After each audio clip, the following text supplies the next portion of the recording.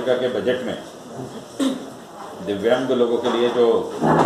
आरक्षित निधि रखी गई थी, उस निधि की आज बैठक संपन्न हुई। उस समिति के अध्यक्ष महापौर होने के कारण आज महापौर बनने के बाद मैंने पहली बैठक ली और यह बैठक प्रतिमाह लेने का हमने निर्णय लिया। आज जो प्रमुख निर्णय लिए गए वो प्रमुख निर्णय मैं आपके समझ बताना चाहूँगा कि महानगर पालिका के माध्यम से जो हम लोग ट्राइसिकल देते हैं दिव्यांगों को, ट्राइसिकल जो होगी वो लोकल मेड की होना चाहिए, इस प्रकार का निर्णय हमने लिया। कारण कानपुर से हम जो ट्राइसिकल लेते हैं उसमें यहाँ सर्विस स्टेशन न होने के कारण दिव्यांग बंधुओं को बहुत ज़्यादा अड़चन होती है।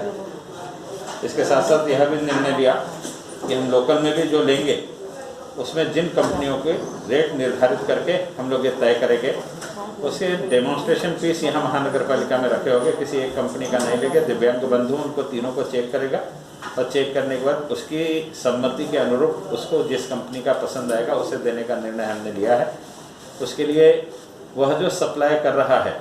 वह बरोबर है या नहीं, यह देखने के लिए हमारा कारखाना विभाग का एक अधिकारी उस पर ध्यान रखेगा कि उसके द्वारा दिए गए स्पेसिफिकेशन के अनुरूप वह बनी है या नहीं, और जिसका यहाँ पर सर्विस सेंटर होगा उसी को देने का निर्णय हमने लिया है।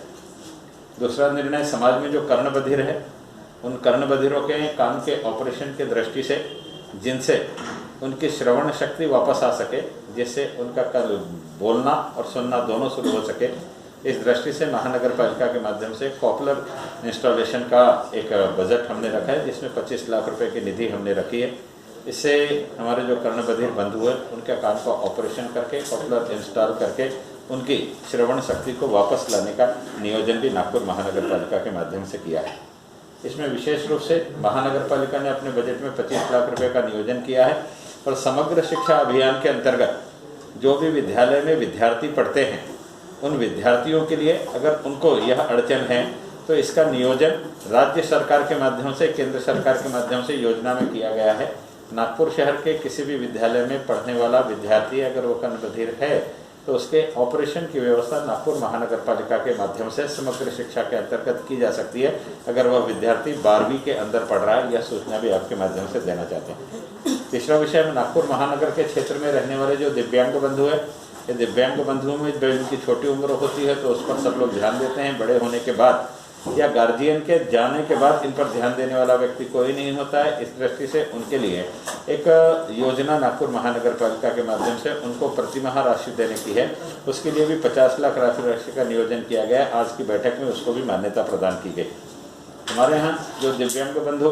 व्यवसाय के दृष्टि से प्रशिक्षण प्राप्त करना चाहते हैं और प्रशिक्षण प्राप्त करके रोजगार करना चाहते हैं, उनके लिए शिष्यवृत्ति दिव्यांग प्रशिक्षण के दृष्टि से 50 लाख रुपए की राशि का नियोजन महानगर पालिका के बजट में हमने रखा था, जिसे आज हमने मंजूरी प्रदान की। जो व्यक्ति पढ़ रहा है उसे साधन सहयोग उपलब्ध कराने की दृष्टि से, तंत्र ज्ञान उपलब्ध कराने की दृष्टि से, उसको शिक्षण के लिए लगने वाला साहित्य, उदाहरण के दृष्टि से अगर वह व्यक्ति किसी प्रकार से दृष्टिहीन व्यक्ति है और उसे पढ़ाई के दृष्टि से कंप्यूटर की आवश्यकता है, ब्रेल कंप्यूटर की आवश्यकता है, उसको टॉकिंग कंप्यूटर की आवश्यकता है, तो ऐसी सारी व्यवस्था नागपुर महानगर पालिका के माध्यम से उस हमारे दृष्टिहीन दिव्यांगों को मिले। उसी प्रकार से दिव्यांग के जितने भी केंद्र बिंदु है, करीब 18-19 दिव्यांग के अपंगत्व आते हैं, उसके अंतर्गत सभी का नियोजन इसमें करके सभी को लगने वाले साधन सामग्री मिलना चाहिए। इस प्रकार का नियोजन किया गया है कि केवल अस्थि व्यंग को महानगर पालिका ध्यान दे रही है, बाकी लोगों को ध्यान दे रही है, ध्यान नहीं दे रही, ऐसा एस्टेब्लिश नहीं होना चाहिए। इसी के साथ साथ प्रधानमंत्री आवास योजना के अंतर्गत जिन दिव्यांग बंधुओं को मकान आवंटित करने का निर्णय लिया गया है, उन्हें 2.5 लाख रुपए की छूट प्रधानमंत्री आवास योजना से मिलेगी। उसमें 50,000 रुपए की मदद नागपुर महानगर पालिका के माध्यम से मिलेगी। इसलिए जिन दिव्यांगों को, जिन लाभार्थियों को प्रधानमंत्री आवास योजना में आवंटन हुआ है, ऐसे दिव्यांग लाभार्थियों को 50,000 रुपये की राशि नागपुर महानगर पालिका के माध्यम से देने का हमने निर्णय लिया और इसके लिए 1 कोटि रुपए की राशि का नियोजन हमने हमारे बजट में किया है। क्रीड़ा के क्षेत्र में जो हमारे विद्यार्थी, दिव्यांग विद्यार्थी क्रीड़ा के क्षेत्र में नागपुर शहर का नाम राष्ट्रीय स्तर पर स्कूल राष्ट्रीय खेल में या पैरालंपिक के राष्ट्रीय खेल में, देश में, देश के बाहर जो नाम स्थापित करते हैं उनके लिए भी निधि का नियोजन विशेष रूप से किया गया है। और क्रीड़ा के क्षेत्र में हमारे जो खिलाड़ी इस शहर का नाम दिव्यांग के दृष्टि से पूरे देश में या विदेश में रोशन कर रहे हैं, उन्हें आर्थिक सहायता देने के लिए 1 कोटि रुपए की राशि का नियोजन इसमें किया गया है। नागपुर महानगर पालिका के माध्यम से दिव्यांग बंधुओं को जो स्टॉल मिलने चाहिए वो स्टॉल रोजगार की दृष्टि से मिले, इस दृष्टि का नियोजन भी आज की बैठक में किया गया। अभी तक कोई ऐसी पॉलिसी नहीं थी जिस पॉलिसी के अंतर्गत हम उनको स्टॉल देने का नियोजन कर सके। तो राज्य शासन के द्वारा गठे कामगारों के लिए बनाई गई जो पॉलिसी है, उसी पॉलिसी के अंतर्गत स्टॉल का साइज डिफाइन करके नागपुर महानगर पालिका के माध्यम से दिव्यांग बंधुओं को नागपुर शहर में रोजगार करने के लिए स्टॉल उपलब्ध कराया जाए, इस प्रकार का नियोजन भी हमने किया है। महानगर पालिका के जो प्रस्तावित बाजार बनेंगे, उन प्रस्तावित बाजारों में भी 5% आरक्षण हमारे दिव्यांग बंधुओं को होना चाहिए, इस प्रकार का नियोजन हम लोगों ने किया है। अभी महानगर पालिका में करीब 850 एप्लीकेशन दिव्यांग बंधुओं की आकर के पेंडिंग है। इसमें से जिन्होंने अन्य योजनाओं का लाभ नहीं लिया है, उन्हें लाभ दे करके हम बहुत जल्द उन्हें न्याय दिलाने की कोशिश करेंगे। साथ ही साथ बैठक में एक विषय और आया कि अभी शहर में दिव्यांग के नाम पर जो स्टॉल लगे हुए हैं, ये शहर में दिव्यांगों की एक संस्था है जो दिव्यांगों का शोषण करते हुए उनसे आर्थिक शोषण करके 50,000 रुपये से 1 लाख रुपए तक लेकर के उन्हें वो स्टॉल दे रही है, जो गलत तरीके से गलत जगह पर स्थापित किए गए हैं, जिसमें न ट्रैफिक की एनओसी है न नागपुर महानगर पालिका की एनओसी है। उनकी भावनाओं को ध्यान में रखते हुए तुरंत उन्हें वहाँ से हटाना यह उचित तो नहीं है, लेकिन उनके पास महानगर पालिका की टीम जाकर के उनसे जानकारी लेगी, किन व्यक्तियों ने उनसे पैसे लिए है उसकी एफिडेविट लेगी, और जिन संस्थाओं ने उनका आर्थिक शोषण गलत बोल करके किया, उनके विरोध में गुनाह दाखिल करने की कार्रवाई नागपुर महानगर पालिका से करने का निर्णय भी आज की बैठक में लिया गया। इसी के साथ साथ नागपुर महानगर पालिका के माध्यम से हम लोग डायरेक्ट बेनिफिट के रूप में हाथ में सीधा व्यवसाय करने के लिए निधि देते हैं। ऐसे भी करीब 200 एप्लीकेशन नागपुर महानगर पालिका के में प्राप्त हुई है। इन 200 लोगों में से करीब 51 लोगों के नाम इसमें फाइनल हुए हैं। हम आने वाले समय में बहुत जल्दी इस निधि को भी 2 लाख रुपए की अर्थ सहाय निधि है जो व्यवसाय के लिए दिव्यांग बंधुओं को दी जाती है, हम देंगे। नागपुर शहर का एक क्रीड़ांगण है जो उत्तर नागपुर में स्थित है, जिसका नाम गुरु गोविंद सिंह स्टेडियम है। उस स्टेडियम को हम लोग दिव्यांग क्रीड़ांगण के रूप में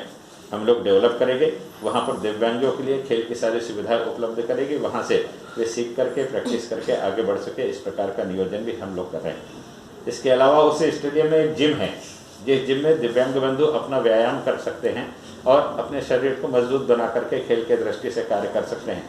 हमारे नागपुर का एक सपूत जिसका नाम विजय मुनीश्वर है, उसे भारत सरकार ने दिव्यांग में सेवा करने के कारण अर्जुन पुरस्कार भी दिया है और वर्तमान में उसे द्रोणाचार्य पुरस्कार भी मिला है। पूरे महाराष्ट्र का एकमात्र सपूत है जिसे अर्जुन पुरस्कार और द्रोणाचार्य पुरस्कार दोनों मिला है। इसलिए वहाँ की हमारी जो जिम है उसका नाम भी हम लोग विजय मुनीश्वर के नाम से करने का हमने आज की सभा में निर्णय लिया है।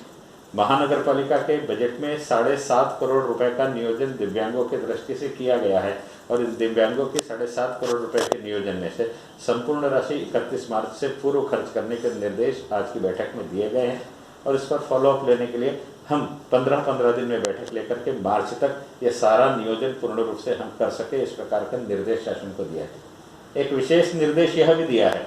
कि यह जो राशि हम देने वाले हैं इसमें से कुछ मद ऐसे हो सकते हैं, जैसे प्रधानमंत्री आवास योजना का मद है, अगर दिव्यांगों को वहाँ घर नहीं मिला होगा तो हम निधि नहीं दे पाएंगे। अगर हमारे पास कुछ निधि बचती है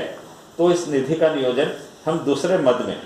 यानी दिव्यांगों के लिए जो दूसरे पद है उसमें इसका नियोजन करके ज़्यादा लाभार्थियों को इसका लाभ दे सके, इस प्रकार का नियोजन भी कर रहे हैं। महानगर पालिका के माध्यम से हम जिन जिन विभागों से दिव्यांगों को सुविधा मिलती है उसकी सारी यादी बुला करके उसका क्रॉस वेरिफिकेशन करने के बाद ही एक व्यक्ति को 2 बार 3 बार लाभ न मिले, एक ही व्यक्ति को अलग अलग योजनाओं में लाभ न मिले, ये ध्यान में रखते हुए जिन्हें अभी तक लाभ नहीं मिला है उन्हें प्राथमिकता से ये सारे लाभ देंगे। इस प्रकार के निर्णय आज की बैठक में संपन्न।